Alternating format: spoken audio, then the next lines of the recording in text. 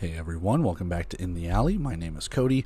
Glad you guys are back for another video. We have our Saturday recaps. Now, I didn't have the previews, and I profusely apologize for that, but we do have the recaps. We did watch these games. We have to talk about them and everything like that. If you didn't watch the games, well, here's your catch-up. So, we got 3 games on tap. We got Vegas and San Antonio, Iowa and Green Bay, and Fishers and Tulsa. And I had the privilege of being able to go to the Tulsa game, and I've already chatted a little bit about my experience when it comes to that. And I'll kind of maybe talk a little bit more about it or something like that. Who knows? But regardless, let's not waste any more time. We got three games to recap. We got to talk stats and everything with that too. So, Vegas and San Antonio, you're up first. All right, recapping Vegas and San Antonio, and we've had a couple of games that just weren't worth the price of admission in this recap. This was one of those. There's really one that really was good, and the other two just but we still have to talk about it. This was still a fun game. This was still, and I say fun game a lot. I've noticed a lot of the ticks that I keep relying on when I talk. But this was, for all intents and purposes, if you're one side of the coin, this is a really fun game. On the other side, a very frustrating game. And you're wondering when San Antonio is going to kind of turn the corner this season. That remains to be seen. But we do start off with San Antonio getting the ball to start this game. Joaquin Collazo will start for the Gunslingers. And second play is a bad snap that San Antonio needs to fall on. Ian McBurrow slams Collazo down for a sack, and it's 4th down already. Tyler Huddle comes out for a field goal. It's no good. Vegas, they're already set up nicely. 2 plays for Josh Tomas is followed by a deep shot to Quentin Randolph, who comes away with it. Touchdown Vegas. It's too easy. It's 7-0 Nighthawks already. Gunslingers come back. They're passing well. Dion Cook has a first down catch. KJ Smith, he's able to get some good runs as well.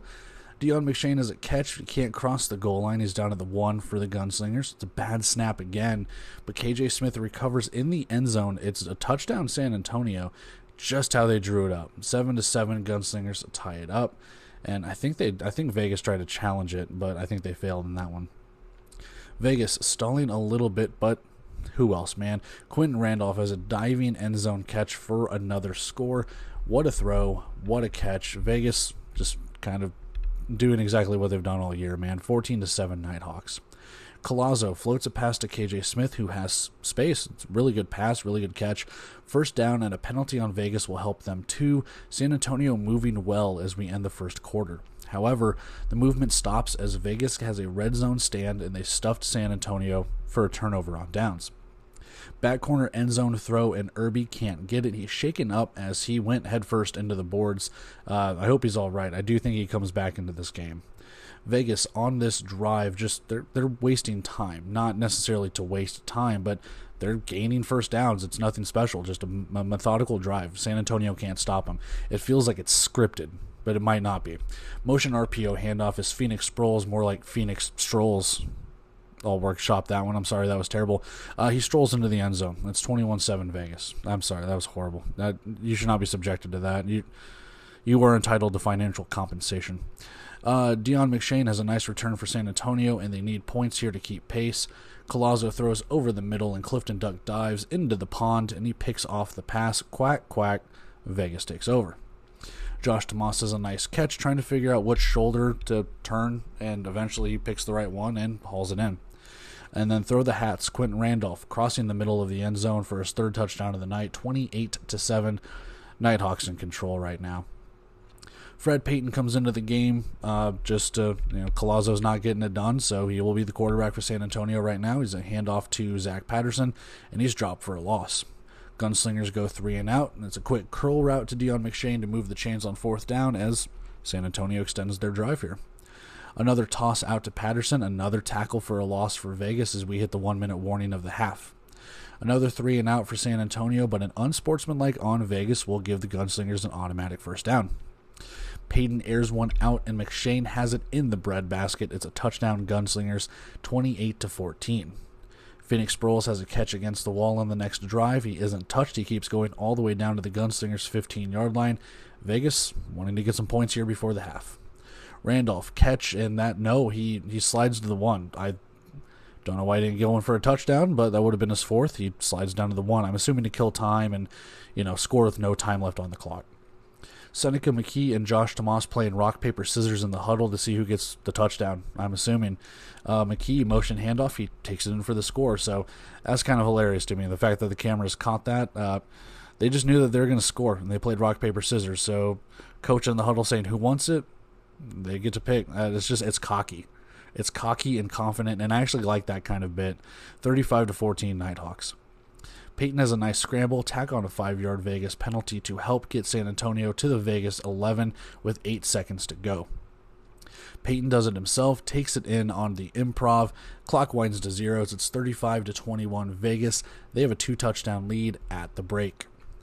Vegas will set themselves up nicely with a banked personal foul carrying over from the first half as they start the second half, and then a nice open field tackle for Larry Brooks on Josh Tomas. So San Antonio does get some nice tackles in here. They are able to get, not stops, but they do look decent, all things considered. Sproles catch to the first down marker, spins off a tackler. He is pushed out at the one, or pushed into the boards, pushed out of bounds. Third time's a charm. Jaden DeLora has a touchdown on 3rd and goal as he rushes in, 42-21 Nighthawks. And then Dion Cook has a catch over the middle, turns upfield in a quack smack by Clifton Duck. So Clifton Duck making his name heard and felt, playing his former team here. So yeah, he played a really good game. Down 3 scores, and San Antonio's abandoned the run game. So you heard KJ Smith kind of earlier in the game. You don't really hear him unless it's in the passing game. They've pretty much abandoned the run at this point. He does have a catch though. Makes it 3rd and 7, so he doesn't gain too many yards on it. And then, oh my God, we've talked about this. Ian McBurrow with a clothesline sack, WrestleMania style, 4th down. He's had a game. He's been pressuring. This entire defense has been pressuring this team. Dion Cook, though, takes that shine away from that play. It's a 4th down pass from Peyton to Cook. It's in the end zone, up against the wall, 42-28. Gunslingers need some sort of stop. They just don't get any stops in this game. Sproles has a catch. He breaks away from the tacklers, and he has a 1st and goal. And then just too easy. DeLora, RPO keeper, hops across the goal line. No one around him, 49-28. Again, no stop for San Antonio. It's all Vegas. McShane down the sideline on the kick return to the Vegas 13, so no quit in San Antonio. We start the 4th quarter with Dion Cook going over the defender to make the touchdown grab. I don't know if that's a mossing. Could be. It's in the eye of the beholder, but still. 49-35 is each team just kind of trading barbs here and going back and forth with touchdowns. Ershaw Davis has a good kick return for Vegas. He gets to the San Antonio 20. A few plays later, San Antonio has a defensive pass interference in the end zone. Vegas has a 1st and goal at the 2. They make him pay. Jaden DeLora has a touchdown called back for illegal formation, but Josh Tomas will take it in a few plays later. 55-35. It's a botched extra point for Vegas. Really the only bad thing that's happened to him. Cedric Wilcox smacks Peyton for a sack. Vegas's defense has just been a force. They just, what can you say about them?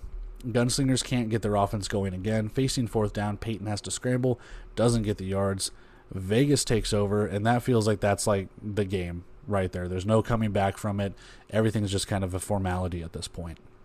San Antonio hasn't stopped Vegas at all. Yvonne Rucker comes into the game for Vegas at quarterback.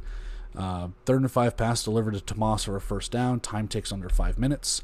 And then 2 Yvonne Rucker rushes, gets to the 1-yard line on a 1st and goal. We hit the 1-minute warning with San Antonio potentially getting a goal line stand here. And then a 4th and goal. Rucker lofts into the end zone. Sproul has a high point, and he comes down with it for a touchdown. Like I said, it's just all kind of a formality at this. 62-35 Nighthawks. Gunslingers run a couple of plays and let the clock run out. And there you have it. Like I said, 62-35, just a very, very dominant performance for Vegas. Like I said, Gunslingers didn't quit, but they were matched up against a beast. And at the end of the day, they flexed their muscle. San Antonio didn't really have an answer at all. So let's go take a look at those stats, take a look at our bet, and we got 2 other recaps to take care of. All right, with the stats over the face. Man, like I said, we talked a lot about just dominant performances that we've seen so far this season, and this was yet another dominant performance by the Vegas Nighthawks. And we need to ask the question here for San Antonio, who's a couple of games in now. How many games are they going to win? Now, I don't think this team's going to go winless, but I have this team kind of pegged for a playoff spot. I keep wondering where the and it's not a shot at this point. At some points it's been trolling, but when does San Antonio turn the corner here? I'm genuinely asking because this team looks lost. And you can, yes, first year head coach, new crop of players, trying to practically start over from scratch in a sense. They just look lifeless, man. This offense does not look good. They're gaining yards, but they're just not putting up points. Not putting up enough points, at least. 35 points is not going to win you too many games unless you get into a slugfest here. In fact, Vegas put up that amount of points in the first half. They could have scored one more touchdown in the second half and just won the game like that. It's just... And that's not to just keep poo-pooing on San Antonio. Vegas is a good team. They're the defending champion for a reason. They deserve to win this game, and I don't think anyone in the offseason or up into this point was like, yeah, I think San Antonio can easily win this game. I think everyone pretty much said Vegas is going to win this one. So, taking a look at our game leaders on the left side here, Jaden Delora missed 2 passes. Now, again, these are the Indoor Football League stats. Take them with a grain of salt, but if you believe it, 2 passes, incomplete. No turnovers, no nothing. 211 passing yards, 3 touchdowns, just a dominant performance. He saw the field. He knew what he was doing. Running, passing, doing all of it, man. He looked really, really good. Josh Tomas, 12 carries, 26 yards, and 1 touchdown. He was about the bulk of the carries, over a little over half the carries when it comes to that. So not too many yards. He did get the touchdown, but at the same time, they didn't really need to do too much in the running game because they were throwing it really well. Speaking of throwing it really well, Quentin Randolph, 8 catches. Half of Delora's catches, all 3 of his touchdowns, and half or just about half of the receiving yards. So, yeah, that was the go-to guy. Quentin Randolph, 8 catches, 104 yards, and 3 touchdowns. I know that we've given Player of the Week honors to Nate Davis for what he was accomplishing against Quad City, but you have to kind of give, dare I say, a secondary one to what Quentin Randolph has done in this game and what he's done over the last couple of weeks, man. I wouldn't say he's broken out because he's clearly one of the best wide receivers in the league, but this just more solidifies it, man. 8 catches for 104 yards. Dude was putting in work. To the San Antonio side, Fred Payton, 10 of 15, 104 yards, 3 passing touchdowns. He comes in to replace Joaquin Collazo, just like Collazo replaced Payton. We're going to have to ask ourselves the question here for San Antonio, who is it going forward? And I asked that in the San Antonio preview. Is Joaquin Collazo going to be the guy for all 16 games?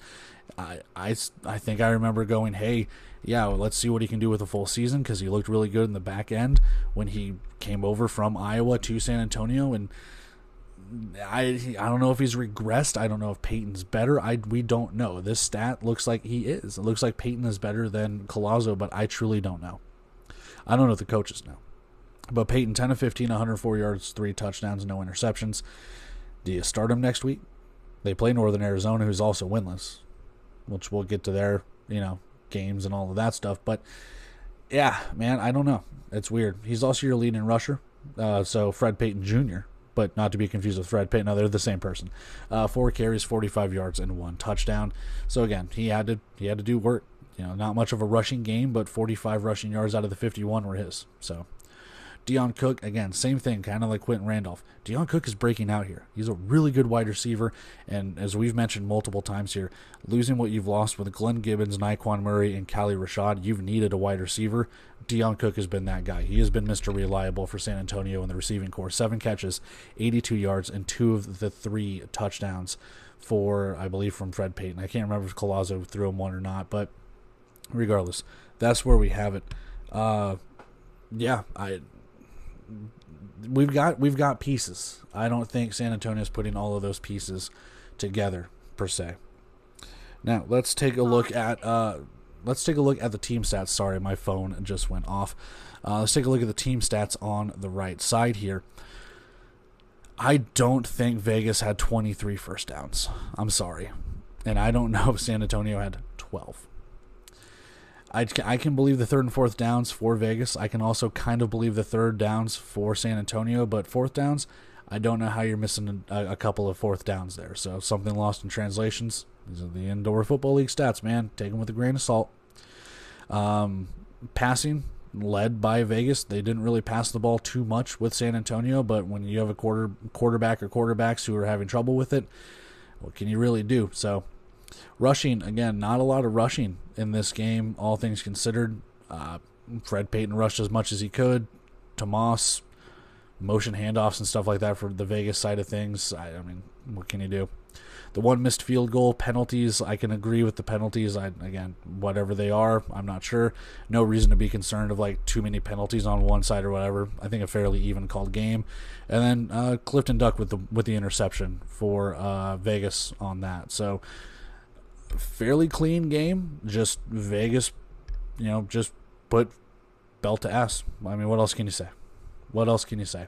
Let's take a look at the defensive side of things, because we do have some defensive side of things with the Vegas side first. 7 tackles for a loss, including 4 sacks. So they were in the backfield quite a bit. I mentioned that earlier in the recap part. The 1 interception and just 1 pass breakup. So again, what you choose to believe, I'm not sure. Somehow Ian McBurrow had 9 solo tackles and 7 assisted. So he's got 12 total tackles, 12 and a half total tackles. That's insane if that's truly the case here. Ershad Davis, a defensive back, and Clifton Duck, 4 solo tackles and 2 solo tackles with 4 assisted. So some pretty good tacklers in the secondary there. On the other side, Ravarius Rivers, 5 solo tackles, 8 assists for 9 total tackles.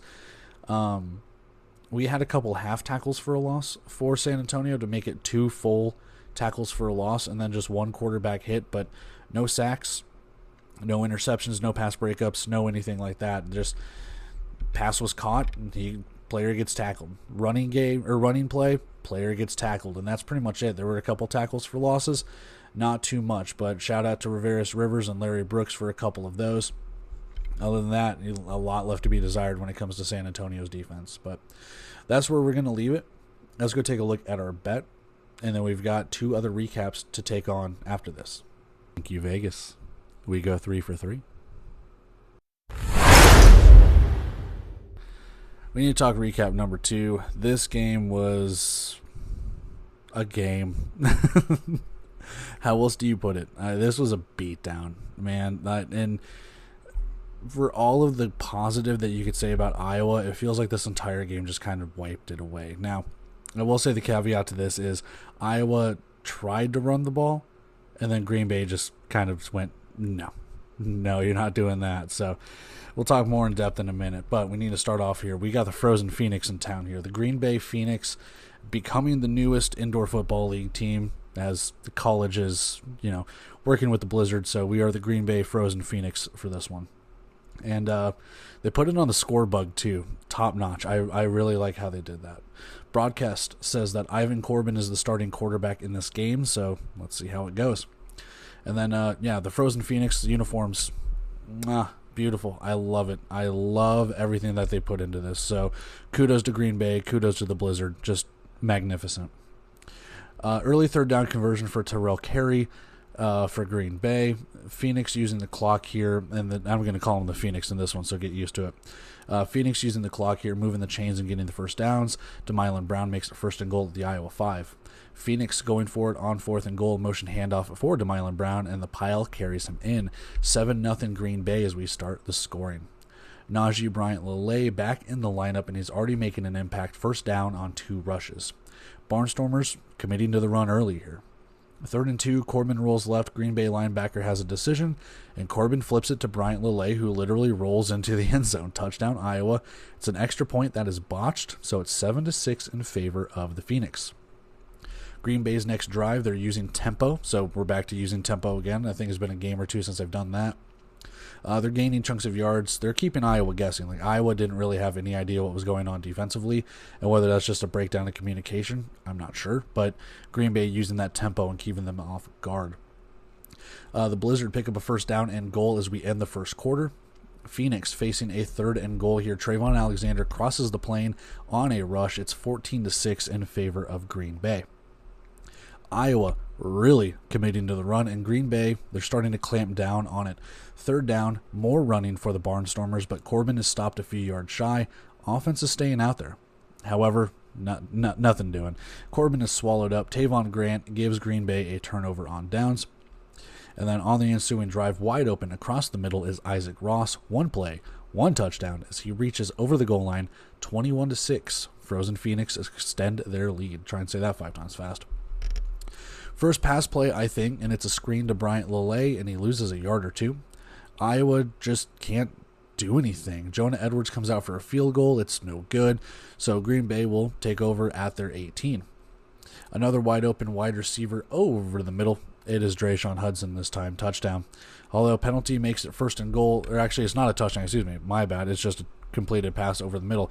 Penalty makes it first and goal from the Green Bay 15. So it's just a big play. I'm sorry. I wrote touchdown, but that's not it.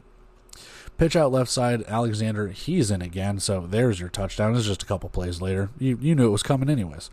28-6, Green Bay. They're just pouring it on. Iowa will take over at the 1 minute warning, just trying to make a dent in this lead. 2 big runs for Corbin brings Iowa to a first and goal at the Green Bay 7. No timeouts in Iowa. They can't put points up before the half. 28-6, Green Bay leading at the break. And then the Frozen Phoenix literally, really zeroing in on these rushes for Iowa. Barnstormers go 3 and out. Edwards field goal, no good again.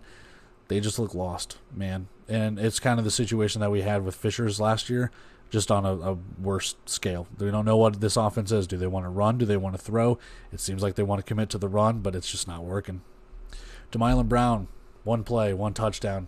Slant pass, and he's off to the races. Extra point is good. 35-6, Frozen Phoenix.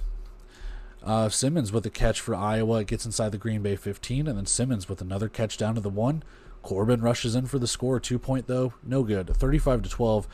Green Bay with a chance to just kind of keep their foot on the gas here. Frozen Phoenix will face a 3rd down. Roughing the passer will give them new downs, and Green Bay converted that 3rd down as well. Everything just going right for them. Not so much for Iowa. Shovel pass from Liam Thompson to Trayvon Alexander. Trayvon Alexander, 3 touchdowns. 42-12. Frozen Phoenix up by 30. Deep pass to Simmons, and he picks up a 1st down. It's a nice throw by Ivan Corbin, so trying to get the passing game going a little bit. However, the Barnstormers' drive will stall out on 4th down, and it's another turnover on downs for Green Bay. Open in the end zone is Alexander.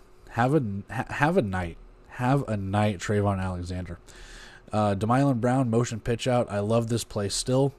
Up and over he goes into the end zone. He might be hurt, but it's 49-12 Green Bay. And again, I don't know, man. What can you say at this point? Just one team looks like they just don't want to be here. I'm not saying they quit. It's just one team is severely better than the other. Brown will jog off, and you hope he's just a little shaken up. And, yeah, he's fine. Corbin scrambles, brought down for a sack, and he fumbles. Allen Henry recovers it in the end zone, and it's just sad. That's why I wrote down, this is just sad. 55-12, extra point is botched. A nice couple passes, and Curtis Ravenel has, I think, his first catch of the night. If he had anything, it was for minimal gain. Cardinal sin works. Corbin throws across his body, across the field, and former Blizzard Andre Williams hauls it in. It's a touchdown for Iowa, 55-18. Kickoff takes a bunch of bounces, and Iowa has a rouge with Green Bay not making it out of the end zone. Right? Okay, yeah, so whatever. That's 55-19. Yeah, I didn't write down the score, so I was like, wait a minute, did that count? Kickoff takes a bunch of bounces. Yeah, okay. Cole Stenstrom into the game now for Green Bay. Sorry, I got lost in my notes there. So Stenstrom into the game at quarterback for Green Bay. Blizzard just kind of killing clock, running the ball, slowly kind of working down the field. Stenstrom throws it to the end zone. Richie Coffey takes it away as an interception. One of the rare good things for Iowa.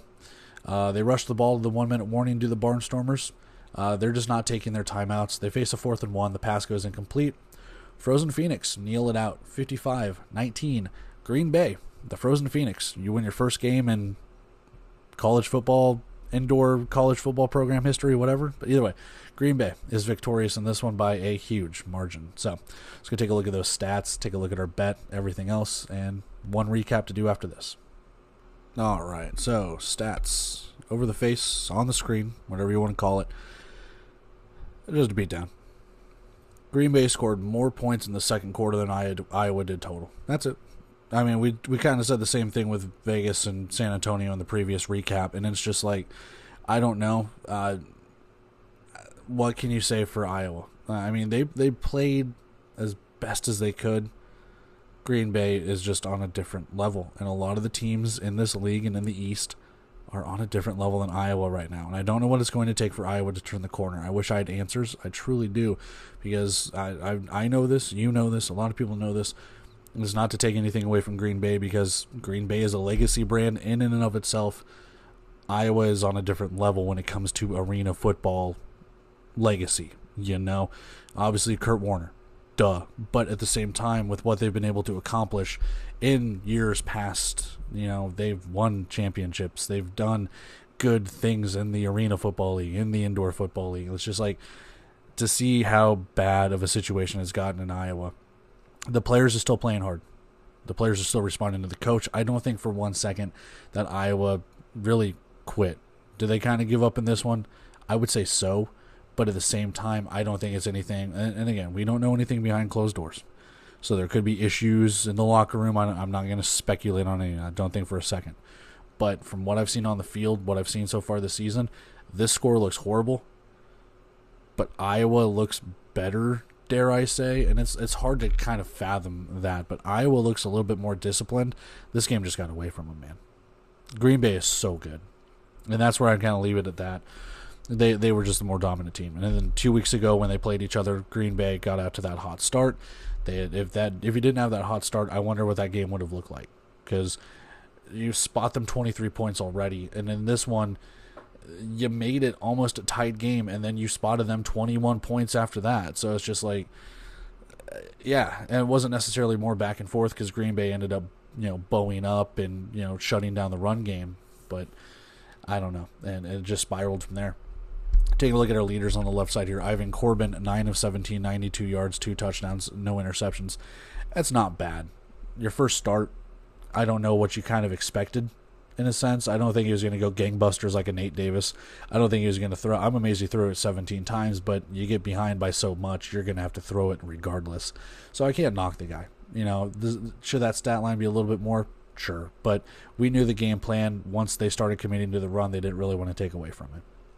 He's your leading rusher for the Barnstormers as well. 13 attempts, 54 yards, and 1 rushing touchdown. So again, committing to that, 54 of the 67 rushing yards. Bryant Lillay had probably the bulk of the other ones. If I, top of my head or, looking at the stats or whatever it could be, I'll have to take a look at them.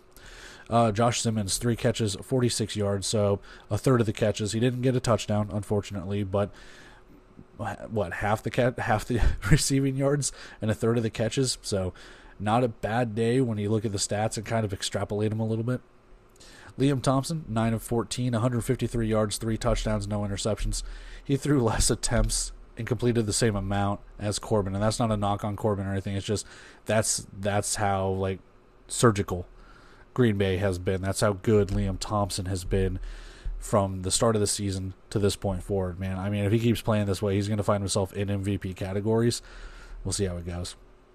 DeMylan Brown, 13 carries, 65 yards, and 2 rushing touchdowns. So again, once the game started getting out of hand, Green Bay, they're not going to put it in the air. They start running it. Brown getting some carries, Thompson, everyone, jet sweeps, Trayvon Alexander, whatever the case could be. There you have it. DeMylan Brown is your leading receiver, too. This is funny. 1 catch, 45 yards, 1 touchdown. So, I mean, you made the most of it. You did what you needed to do, and that's where we have it. So, obviously, 8 other completions, or actually more than that because they got Cole Stenstrom into the game. So, 11 other completions. You see it on the right side there. And they all went for, 140-plus yards or whatever. So, there you go. Take a look at the team stats. I can believe Green Bay's. I don't know if I believe Iowa's because you're still missing 2 third downs that are unaccounted for. I don't know if Green Bay only had 10 first downs because they were motoring, but I could also see how they've got a bunch of, really long pass plays that go for touchdowns, really long runs that go for touchdowns and stuff. So first downs could be actually accurate here. Green Bay shut down Iowa. So I believe the total yards favored the Blizzard. I'm amazed they got close to 300 yards. I thought they, might be a little closer to 250, but hitting those huge plays, like I said, that's just they're going to gain yards on it. I don't know how else to describe it. Not a lot of yards for Iowa. They tried to commit to the run and got shut down. We've gone over that quite a few times. I don't know if I need to go over passing. Ironically enough, they did throw the 1 interception, and Iowa didn't. I mean, so kind of a clean game passing-wise. you're just probably asking for a little bit more in your next game. Rushing again favors Green Bay. They rush for the same amount. And like I said, Iowa got off to a good start, and then obviously they get behind by so much. Yes, they're still trying to run, but you're going to have to pass eventually. Field goals, 0 for 2 for Iowa, with Jonah Edwards missing the 2 field goals. Standard, I guess. I mean, Iowa's gone through 3 kickers already. We're 7 weeks into the season with them, Spalding, and Gabriel Reed. So they don't have a lot of consistency at kicker. That's going to bite you in the ass. You don't have Gabriel Rui because he's over in Vegas. So it's just another thing that's kind of, hindering some performance with that. I can believe the penalties if this one's getting out of hand. I don't know if the refs are going to be ticky-tack with the calls. I'd have to go back and watch the game and see if they were, but I'll leave it as is. If they were, I'll just let it be by the wayside, man. Turnovers, just the 1 fumble lost by Iowa, the interception thrown by Green Bay. Other than that, it's pretty much a clean game. And like I said, Green Bay, they flex their muscle. What else can you do here, man? It's pretty much cut and dry with that. There's really no it's because Iowa did this, Iowa did that. No. It's just Green Bay was the superior team, bar none. And that's where we have it, man. That's not really too much you can do with it. Let's take a look at our defensive stats in this game. For Green Bay, 3.5 tackles for a loss. Frankie West, the defensive back, having 6 solo tackles, 3 assisted tackles. Excuse me. You do have the forced fumble by Tavon Grant, the fumble recovery by Allen Henry, 3 pass breakups for the Blizzard, and yeah, I mean, everyone kind of getting their own piece of the pie here. For Iowa, they do get their 1 half tackle for a loss. They do get the 1 interception by Richie Coffey. Other than that, not really much else. Eugene Ford with 8 total tackles, which isn't really 8. 3 solo, 5 assists. Amon Ross with 5 solo tackles. J.K. Smith with 4 solo tackles at the defensive line with 2 assisted, so he had 5 tackles when you combine them. Other than that, I mean, it's just 1 tackle apiece for some of the guys. They weren't tackling. And they were going for big chunk plays for Green Bay. So not really much else to talk about when it comes to that. That's where we kind of leave it, man. So Green Bay just dominant, and that's where we just kind of take it from there. But let's go take a look at our bet. We got one more recap to do, then we wrap everything up, and we get out of here. Tack on another 4 for 4 with the under hitting in Green Bay and Iowa. I love it. Final recap of the Saturday slate from Week 6. Tulsa and Fishers. Now, I had the benefit of being at this game, as I've said multiple times at this point. I know I'm probably just rubbing it in, but I am trying to be very humble and appreciative of everything that was. This recap might not be nearly as long as the other ones, as I was talking with people and networking and entertaining clients and probably a little over beveraged. But regardless, I did watch this game. It was a very, very, very entertaining game. And compared to the other two, it came right down to the wire, man. So we start off with Tulsa barely getting an opening kickoff out of the end zone at the 2-yard line. And then after a first down, Oilers can't make the most of it. Fishers forces a turnover on downs. Fishers already at the Tulsa 19 here. And then Felix Harper, 1 play, 1 touchdown, off to the races and gone at 7-0. Fishers, they open the scoring here. TJ Edwards for the Oilers, he has space and he takes off now. Oh, but he fumbles at the 1 and Fishers recovers. What a turn of events. Now, after that, I mean, I think there was a challenge or something. I can't honestly remember, but at that time, it's just like, all right, Fishers is going to take over here. It was a fumble, and they do. Dominic Roberto, behind this offensive line, he has a big gain out to the Tulsa 10, so they're already out of the shadow of their end zone. John McMullen with a huge tackle for a loss, and it's 4th down for Fishers. Callum Sutherland comes out for a field goal, and he nails it, so it's 10-0 Freight. They're just kind of picking up where they left off from the last week or two. Tulsa is starting to get some, offense going, starting to click here. Edwards connects on some passes, but they face a 4th and goal at the end of the first quarter. Edwards will take it. He'll rush to the left side. He's pushed into the boards. It's another turnover on downs. Fishers, again, has a red zone stand here, and those seemed very, very detrimental to when you look at the score, and if there's any way Tulsa could have got those in there, we'll talk about that at length in a minute. Freight face a 3rd down. Harper airmails an interception to Malik Saunier, and it's a pick 6 until a blindside block will erase it. But Tulsa still has the ball here. It should have been a touchdown, but what can you do? Over the middle, Edwards to Jerminic Smith, and the Oilers are on the board first, or not first, but for the first time tonight. 10-7, Freight lead down to 3. The Fisher's Freight drive fizzles out. I tried to do as much alliteration as I could there with all the F's. 4th down field goal. Again, more there for Sutherland. It's no good. It flips the field. Oilers take over for a chance to take the lead here. Oilers get inside the 5 again. Will they get in this time? Yes, they will. Trickery, fake reverse. Edwards rolls left, pop pass to Harrington. Tulsa, they take the lead, 14-10. Fishers works their drive to Tulsa side of the field as we hit the 1-minute warning. Roberto handoff, and he gains the first on 3rd down, and Dylan Petway lays the frickin' wood on Felix Harper on another 3rd down. Sutherland, though, misses the field goal. It's 14-10 at the half in T-Town. Fishers now hunkers down to start half number 2, taking half the play, or not half the play clock, half the game clock and the play clock, it seems. Chunk play, just boom, boom, boom.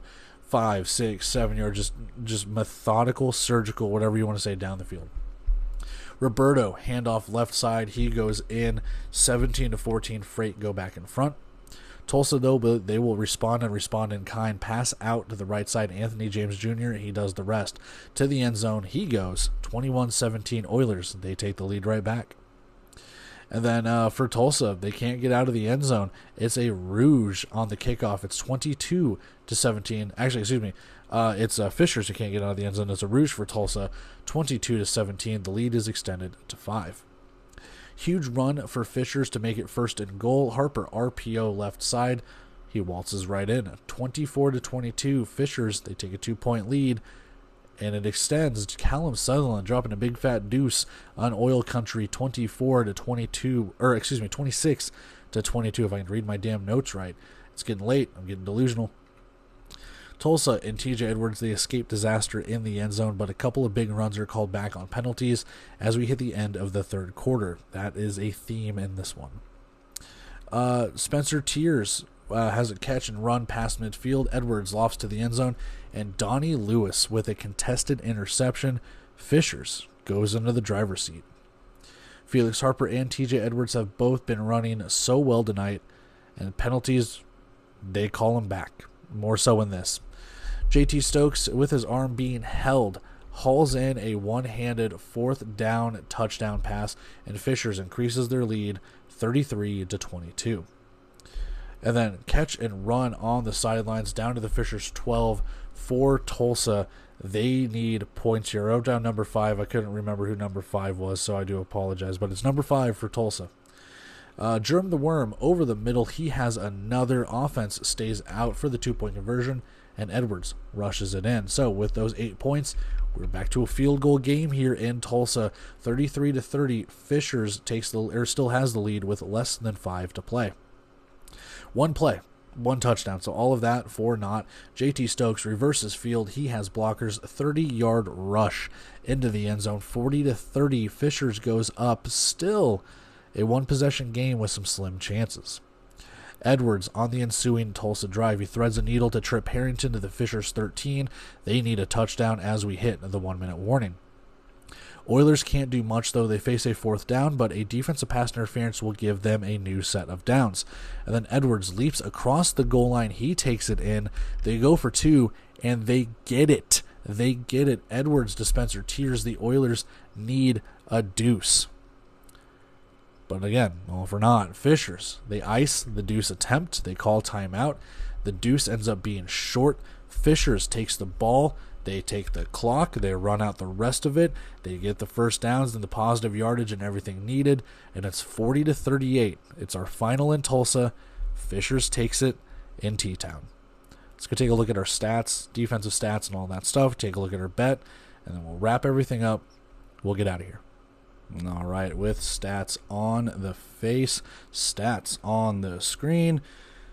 This game coming down to the wire, and this is kind of the Tulsa that we've known from last season going into this season.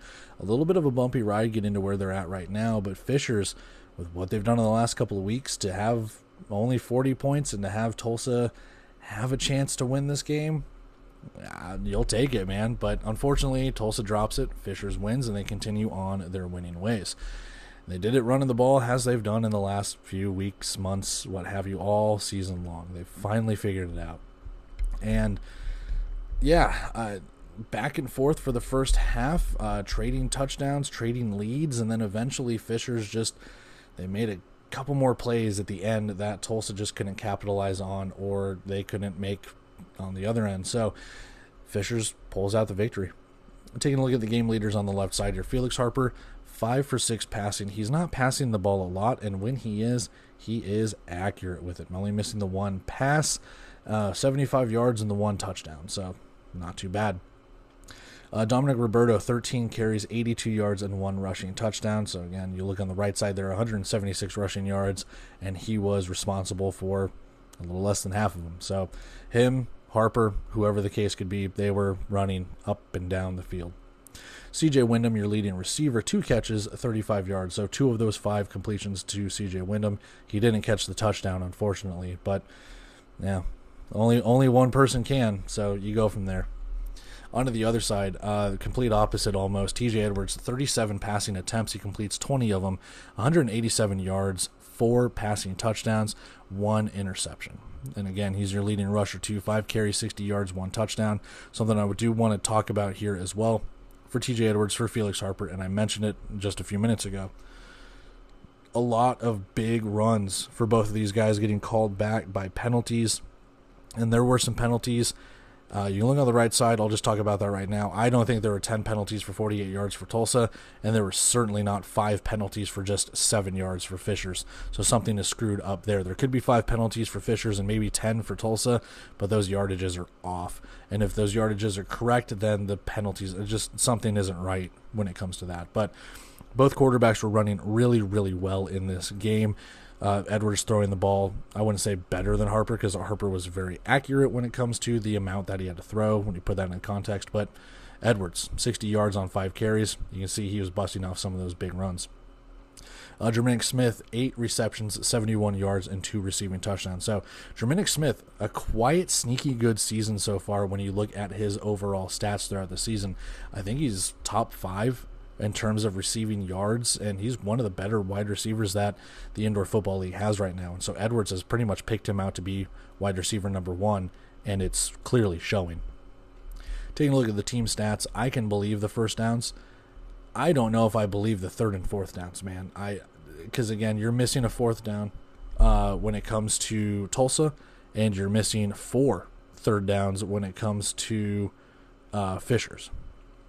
Total yards, I can believe that. They were going up and down the field, 1 running, 1 passing, and it's just kind of like polar opposites here. The yardages are weird and similar. 6 passing attempts, but only 6 passing attempts for Fishers, 12 rushing attempts for Tulsa. So it's kind of what Tulsa's done the last couple of years. They haven't really had much of a running game, and they've had to rely on T.J. Edwards to bail him out when it comes to running. And like I said, 60 yards from him, 79 total, so 19 rushing yards from everyone else not named T.J. Edwards.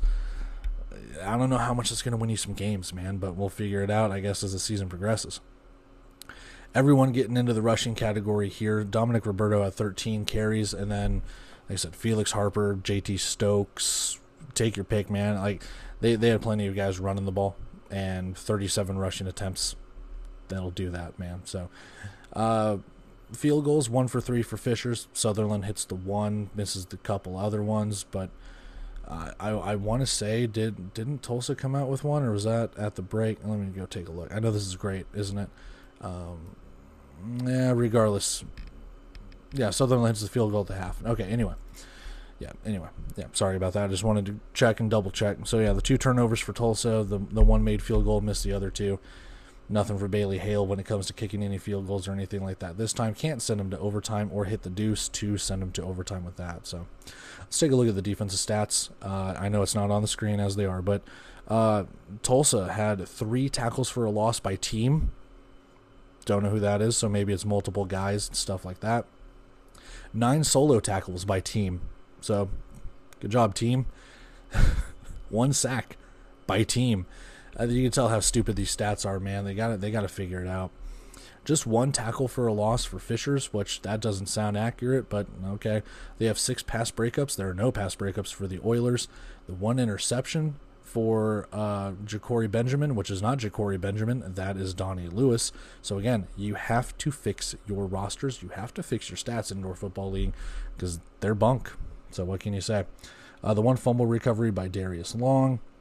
Devin Williams being your leading tackler with 6 for Fishers. If it's not team, it's Malik Saunier with 7 total tackles, 7 solo tackles for the defensive back. And didn't he have a interception or a tackle for a loss or something like that? Because no, he had the pick 6 that didn't count. That's what it was. Anyway, so we have it. I'm rambling, but I can show you how stupid these stats are as I read them in real time here. But regardless, that's what we have when it comes to our stats. Very fun back and forth game. Fisher's just pulling it out at the end. They just made a couple more plays. Tulsa left scratching their head. They go back to the drawing board and they have to regroup because they play a really tough Arizona team in the next week. So anyway, let's go take a look at our bet. We'll wrap up. We'll get out of here. Like a Wendy's biggie bag, we are 5 for 5. That is it for our recap of our Saturday games in week 6. Like I said, not having a preview to kind of go off of and trying to go live in a Walmart parking lot didn't really work. So again, I apologize for not having any previews or anything out when it comes to the Saturday slate of games, but it's just the nature of the beast sometimes, and it sucks. I hate doing it, and I kick myself even a week later as I'm getting these recaps and everything out, because now everything's kind of a jumbled mess. And I know I'm going to be hard on myself. First of all, hard on, so cool. But yeah, I'm gonna be hard on myself, and I know some people will kind of let it slide, but I can't do it for myself. If I don't do it for like the Indoor Football League, I can't do it for myself, man. So no excuses. Drop the ball with it. What can you do? But anyway, we still have 2 more games to recap when it comes to week 6, but our backs are right up against it when it comes to week 7's previews and stuff like that. So this might be a little intertwined with those previews and recaps. So if you watch these, great, cool. I appreciate you. You guys are, the true OGs, and I love you for that. But if you don't, cool. Then you won't ever read this, which means you won't know my deep, dark secrets that I love you all. So, except for you. I know who you are. You know who you are. You're hate watching this, and it's okay. But anyway, I told you, it's late at night, and I get delusional when it comes to this stuff. I'm really tired. But I'm going to take off here. I love and appreciate all of you. If you want to, like, comment, share, subscribe. If you don't, it's fine too. I'll catch you guys in the 2 recaps when it comes to our Sunday slate when it comes to week 6, and obviously all the week 7 action and everything with the previews and the recaps and stuff like that. We've already got Orlando and Green Bay's preview out in the midst of watching the game as it's going on too, and just kind of getting ready for that Saturday and Sunday slate of action within week 7, because there's still 6 games that we need to talk about when it comes to that. So anyway, and take off here, guys. I love you from the bottom of my heart. Catch you guys in all of those previews, recaps, and everything in between. Till then, see ya.